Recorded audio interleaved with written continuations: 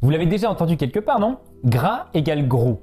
Si tu manges du gras, tu vas grossir. Alors vous êtes restreint sur le gras. Vous avez fait attention à ne pas trop manger de calories, de manière générale ou bien au travers d'un régime. Vous avez même peut-être été à la salle de sport pour les brûler, ces fameuses calories. Et pourtant, c'est tellement difficile. Les régimes n'aboutissent à rien que de la frustration et les maigres résultats finissent par s'estomper avec le temps. Même échec à la salle de sport, quand à l'issue d'une séance de sport intense, vous vous rendez compte que vous avez brûlé l'équivalent d'un verre de jus de fruits. Salut à tous, bienvenue sur la chaîne, je m'appelle Fabrice, je suis professionnel de santé et en cours de formation dans le domaine de la micronutrition. Sur cette chaîne, on explore les stratégies de micronutrition et les outils de santé fonctionnelle pour vous permettre de vivre plus heureux, plus longtemps et surtout en meilleure forme. Alors comment expliquer cette insuffisance de résultats? Et si le modèle calorique et l'approche macronutritionnelle avaient montré ses limites? Et s'il y avait une autre manière d'approcher le surpoids? Dans cette vidéo, je vais mettre en image les rôles de la micronutrition et de la macronutrition au travers d'un exemple, celui du surpoids. On va voir que ces deux visions sont des approches totalement différentes de l'alimentation. Pour commencer, on va partir de notre idée reçue selon laquelle gras égale gros. Pourquoi cette idée?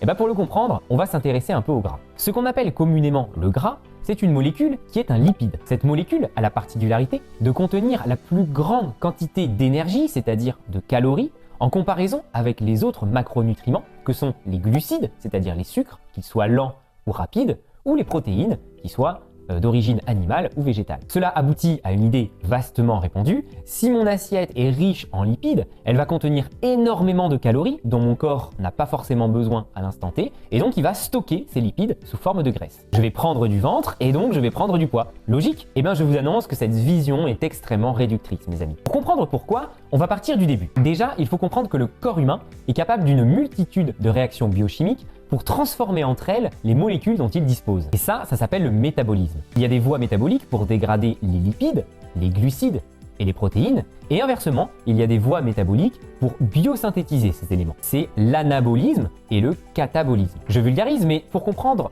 on peut se dire que tout est assez transformable. Un glucide peut être transformé en lipide, ça s'appelle la lipogénèse, et un lipide peut être dégradé pour ensuite être transformé en glucide.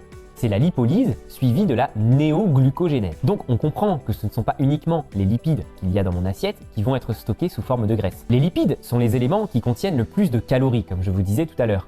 Donc pour le corps, c'est la forme sous laquelle il est la plus rentable de stocker l'énergie, puisque c'est une forme qui va permettre un compact plus dense. Mais vous l'avez compris, le corps peut très bien constituer ses réserves en transformant un excès de glucides en lipides, qui va ensuite être stocké en cas d'alimentation trop glucidique. C'est le cas avec les sucres rapides, donc tous les aliments qui ont un goût sucré en bouche, mais aussi tous les sucres lents, ce qu'on appelle les féculents. Ça, c'est les sucres cachés, et ça va être les aliments qui n'ont pas un goût sucré, comme le pain, les pâtes, le riz, les pommes de terre. D'ailleurs, dans cette catégorie d'aliments, plus l'aliment est raffiné, et plus il aura une charge glucidique élevée. C'est-à-dire que le pain blanc, le riz blanc, les pâtes blanches vont avoir une charge glucidique plus élevée que les pâtes semi-complètes, par exemple. Donc pour faire simple, retenez que tous les aliments, quelle que soit leur nature à la base, peuvent in fine être transformés en lipides pour être stockés sous forme de graisse. Donc je peux très bien manger trop riche, que ce soit parce que j'ai des apports trop importants en glucides, en protéines ou en lipides. Je vous dis ça pour vous expliquer qu'il n'y a pas forcément que le gras qui fait grossir. Ce n'est pas parce que c'est sous cette forme que le corps stocke l'énergie que ce sont les apports de lipides qui font nécessairement le plus grossir, vous l'avez maintenant compris. Donc de ces réactions du métabolisme, il en résulte une notation des aliments par indice calorique, pour renforcer un modèle selon lequel il suffirait de quantifier les calories de l'assiette pour rester en dessous d'un certain seuil qui nous garantirait de rester mince et en bonne santé. Alors on s'arrête là pour ce qui est de la macronutrition et de la vision calorique de l'assiette parce que, comme je vous disais tout à l'heure, c'est extrêmement réducteur. La prise de poids est un sujet extrêmement complexe dont on connaît aujourd'hui assez mal les mécanismes. L'obésité est une véritable pandémie selon l'OMS.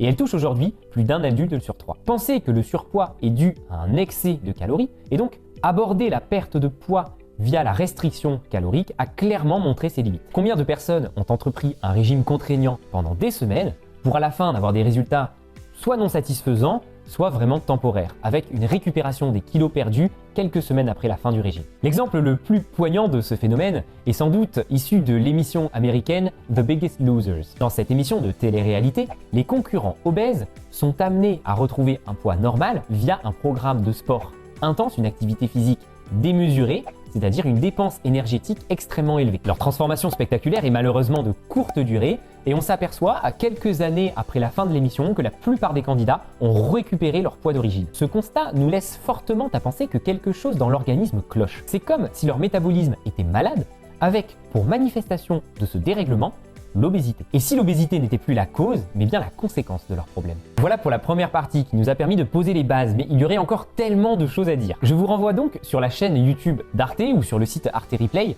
pour pouvoir visionner un reportage extrêmement pertinent qui reprend très bien ce propos-là et qui s'appelle « Un monde obèse ».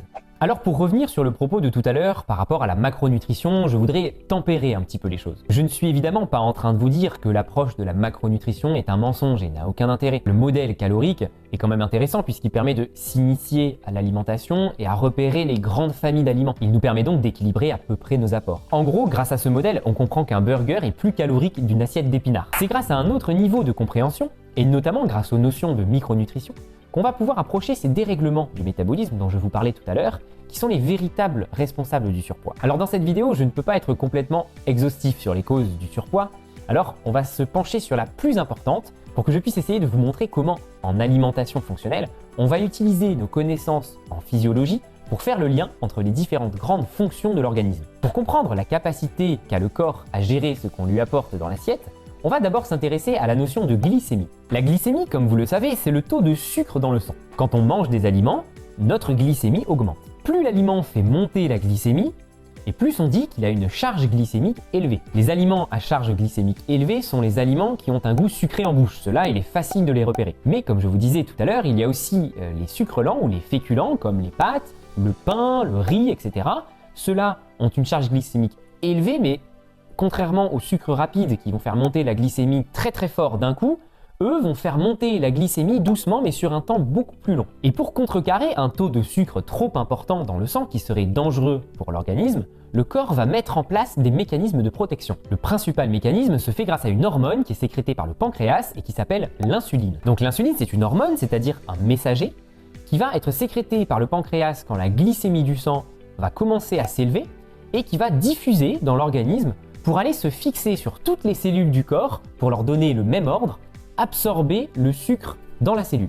Et donc comme les cellules font rentrer massivement du sucre à l'intérieur de celle-ci, la glycémie va doucement s'abaisser. Ce sucre va ensuite être dégradé dans la cellule grâce à un organite cellulaire, un petit élément qui est bien protégé dans la cellule et qui s'appelle la mitochondrie. C'est dans la mitochondrie qu'on va utiliser le sucre comme substrat énergétique, c'est-à-dire qu'on va le brûler pour fabriquer de l'énergie. Et voilà, magique, problème réglé alors. Eh bien, c'est sans compter que l'insuline a d'autres effets moins connus. En effet, il faut savoir que l'insuline est l'hormone du stockage, c'est-à-dire qu'elle va envoyer un signal au corps pour lui dire de constituer des réserves. Et c'est logique parce que quand la glycémie est élevée, ça veut dire qu'on a mangé quelque chose, donc on a beaucoup de substrat énergétique et si le corps n'en a pas besoin, ce substrat, il va falloir le stocker.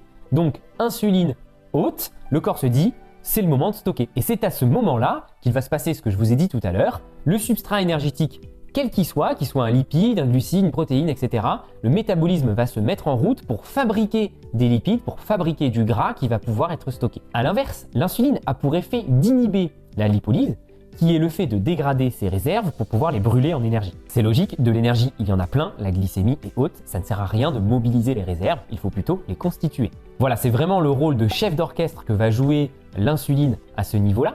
Et pour reprendre l'expression du début, gras égale gros, je vous pose la question, est-ce que ce sont les lipides qui ont le plus gros apport calorique qui va être responsable de la création de nos réserves?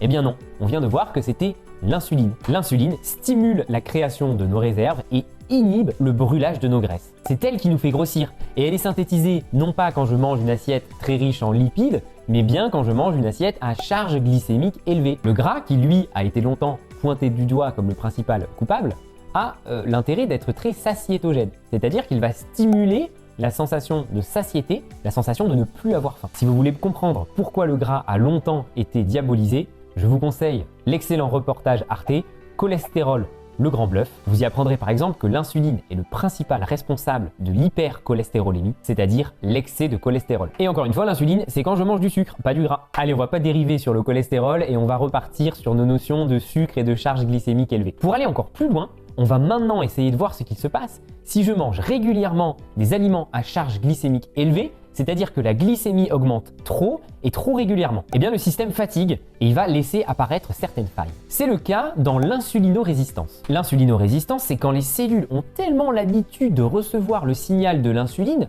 qu'elles vont ne plus pouvoir réagir correctement. Les récepteurs à la surface des cellules sur lesquels se fixe normalement l'insuline sont complètement saturés, c'est-à-dire qu'ils sont tous occupés, il y a énormément d'insuline très souvent. La cellule est donc saturée d'informations et finit par ne plus pouvoir répondre au signal avec autant d'efficacité. C'est le phénomène de résistance ou d'accoutumance. C'est le même phénomène qui se produit chez les consommateurs de drogue. La première fois que l'utilisateur utilise une drogue, il va avoir un effet énorme de cette drogue sur son cerveau, lui procurant des sensations très marquées. Puis, au fur et à mesure de la consommation, lorsqu'elle devient régulière, une accoutumance se met en place et il faut que le consommateur augmente les doses pour retrouver les mêmes effets. C'est la même chose pour nos cellules avec l'insuline, qui peuvent développer une accoutumance et donc y devenir résistantes. Donc on parle chez une personne d'insulinorésistance. Alors si je fais le parallèle entre le sucre et la drogue, eh bien c'est pas tout à fait par hasard. Je vous conseille donc, pour continuer la série de reportages Arte, Sucre, le doux mensonge, pour comprendre les effets impressionnants qu'ont le sucre sur le cerveau. Pour revenir à l'insulinorésistance, je suis sûr que certains l'ont déjà entendu,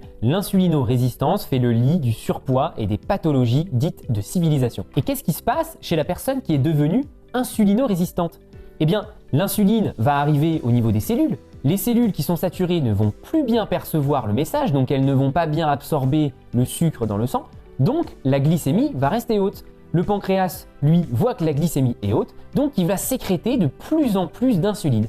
Et donc, c'est pour ça que l'insulinorésistance est accompagnée du phénomène d'hyperinsulinisme, c'est-à-dire un taux d'insuline dans le sang qui est très haut et qui va en fait faire un cercle vicieux sur ce que je vous ai dit tout à l'heure. On va avoir plus d'inhibition de la lipolyse et plus de stimulation à créer des réserves. Donc c'est un cercle vicieux où on a de plus en plus d'insuline et donc on prend de plus en plus de poids. C'est un véritable dérèglement hormonal et métabolique qui entraîne de multiples signes que nous connaissons bien, allant du surpoids aux maladies cardiovasculaires et pathologies inflammatoires et dégénératives, en passant bien sûr par le diabète. J'ai pris cet exemple du surpoids pour vous montrer l'intérêt de l'approche en micronutrition qui va se détacher complètement de la notion de calories qui finalement ne nous apporte pas grand-chose et regarder plutôt les mécanismes du corps qui sous-tendent notre état de santé. On a vu comment l'organisme pouvait être mis en péril par le phénomène d'insulinorésistance et donc de l'hyperinsulinisme. On a abordé le problème en mettant en lumière ce dérèglement hormonal précis, mais il y a beaucoup d'autres causes au surpoids. Je ne vais pas les développer aujourd'hui, mais je vais vous citer quelques-unes d'entre elles pour que vous puissiez voir à quel point le corps est à considérer dans sa globalité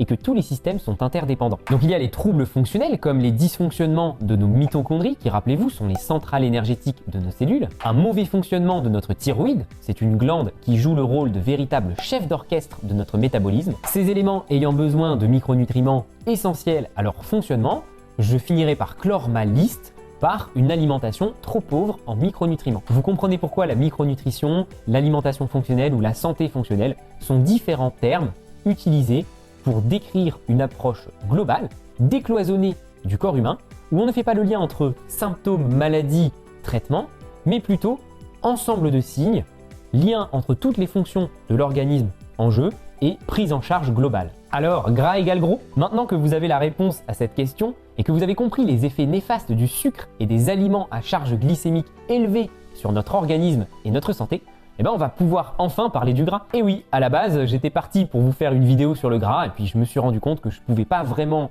commencer à vous en parler sans avoir introduit un petit peu le propos et débunker les idées reçues sur le gras et le surpoids. Donc si vous êtes intéressé pour poursuivre ce voyage dans le monde de l'alimentation fonctionnelle et de la micronutrition, eh ben, abonnez-vous à la chaîne et cliquez sur la cloche pour ne pas rater la prochaine vidéo. On verra quel rôle peut jouer le gras sur l'organisme et comment adapter son assiette pour faire le plein de bons gras et éviter le mauvais.